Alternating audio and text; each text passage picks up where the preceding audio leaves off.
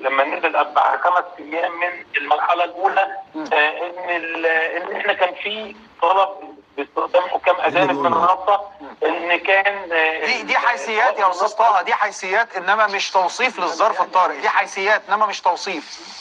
يا شباب هاتوا لنا التوصيف من فضلكم. لا يعني اي شيء يا ابراهيم الكلام ده. ها؟ لا يعني اي شيء.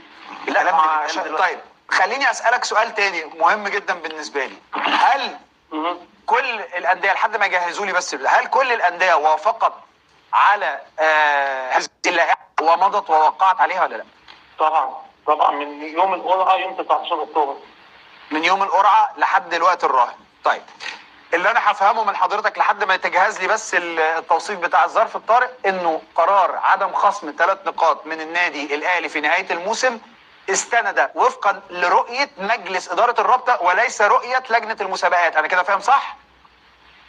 صحيح، اختصاصات مجلس اداره الرابطه. مجلس اداره الرابطه من حقه ان هو ياخد القرار ده، فهو شاف انه من حقه ان الخصم يبقى 3 نقاط فقط، انه يبقى بس عقوبه الاهلي باعتباره مهزوم في المباراه. مظبوط كده؟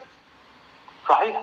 طيب انا عايز وتحمل الغرامات الماليه وفقا للماده 17/8 على فكره. طب ازاي بقى؟ ما هو حاجه من الاثنين، يا اما انا شايله الماده كلها 8/17 دي كلها تبقى ايوه 8/17 لكن ما شايلوش نصها.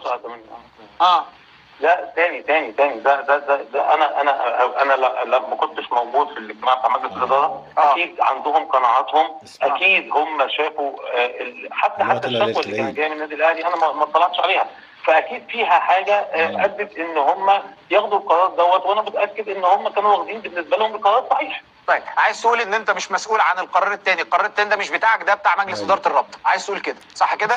مش بتاع لجنه المسابقات. هي ما بتتقالش، هي طبعا مره واحده هو حتى يعني في البيان اللي طلع يوم 30 ان قرار مجلس اداره الرابطه. انا مش عارف الموضوع ليه صعب يعني.